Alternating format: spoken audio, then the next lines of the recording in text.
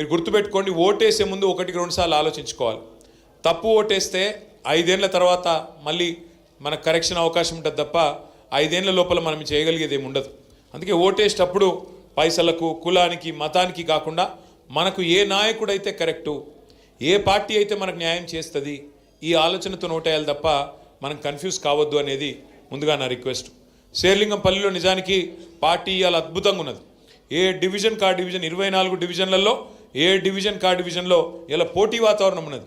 నేను కొట్లాడతా అంటే నేను కొట్లాడతా అని చెప్పి ఇలా నాయకులు ఒకరితోనొకరు కొట్లాడుతూ ఉన్నారు.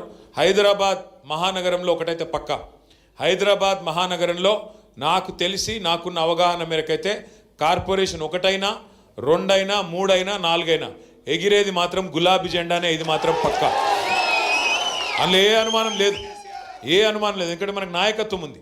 శ్రీనివాస్ యాదవ్ గారు, కృష్ణారావు గారు, మన లక్ష్మారెడ్డి గారు, అట్లాగే వివేకానంద్ గారు, బ్రహ్మాండమైన ఎమ్మెల్యేలు సుధీర్ రెడ్డి గారు మనకే ఉన్నారు, కాలేరు వెంకటేష్ గారు, ముఠా గోపాల్ గారు, ఒకరిద్దరు కాదు, గట్టి నాయకత్వం ఉన్నది.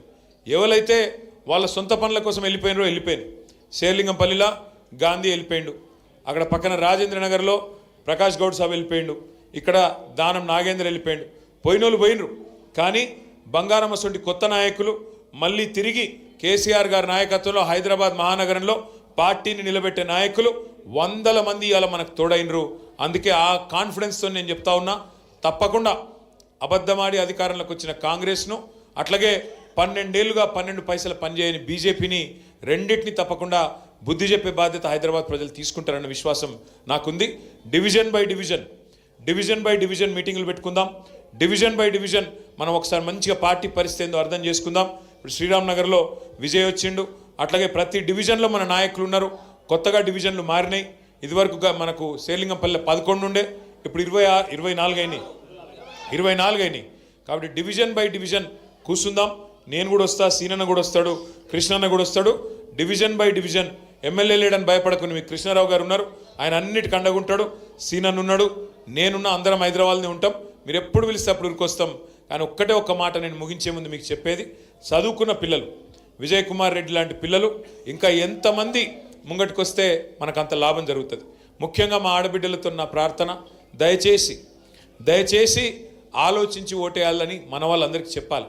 ఎందుకంటే లాస్ట్ టైం మీరు హైదరాబాద్లో మనకు ఓటేషన్, కానీ ఇవాళ రాష్ట్రం పరిస్థితి ఏమైందో మీ కళ్ళ ముంగటనే ఉన్నది. రాష్ట్రం మొత్తంలో ఇవాళ అన్ని వ్యాపారాలు డౌన్ అయినాయి, అన్ని వాణిజ్య సంస్థలు డౌన్ అయినాయి, కొత్త కొలువులు వచ్చింది లేదు, ఉన్నాయి పోయే పరిస్థితి ఉన్నది. శాంతి భద్రతలు కూడా అక్కడ చక్కగా లేవు. పట్టపగలు మొన్న సుల్తాన్ బజార్లో SBI మెయిన్ బ్రాంచ్లో తుపాకీతో కాల్చి 8 లక్షల రూపాయలు పట్టపగలు ఎత్తుకపోయే పరిస్థితి. మీ చందానగర్లో పట్టపగలు జ్యువెలరీ షాప్ మీద దాడి చేసి బంగారం ఎత్తుకపోయే పరిస్థితి. పట్టపగలు మర్డర్లు అవుతున్నాయి. ఇవాళ కేసీఆర్ గారు ఉన్నప్పుడు ఎంత పటిష్టంగా హైదరాబాద్లో శాంతి భద్రతలు ఉండే, ఇవాళ ఏమైంది పరిస్థితి మీ కళ్ళ ముంగటనే అన్నీ తెలుస్తూ ఉన్నాయి. కాబట్టి తొందరలో వచ్చే కార్పొరేషన్ ఎన్నికల్లో గులాబీ జెండా ఎగిరేసే దిశగా ఇంకా ఉధృతంగా ముంగడికి పోదాం. డివిజన్ బై డివిజన్ పనిచేసుకుందాం, సిస్టమేటిక్గా పనిచేద్దాం. ఇంతకంటే ఎక్కువ నేను మీ ఓపికకు పరీక్ష పెట్టాను. చాలా ఆలస్యంగా వచ్చినందుకు మన్నించాలని కోరుతూ మరి